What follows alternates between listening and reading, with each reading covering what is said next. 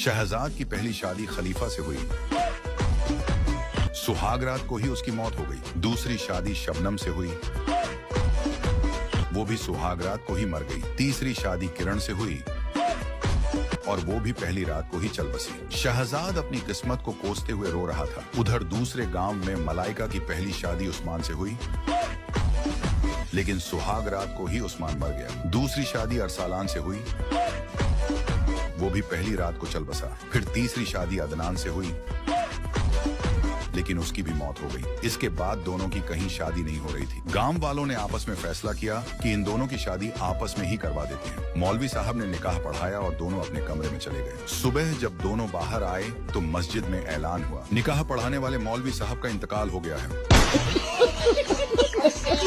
अगर आप भी अपने नाम पर ऐसी वीडियो बनवाना चाहते हैं तो कमेंट्स में अपना नाम जरूर लिखें।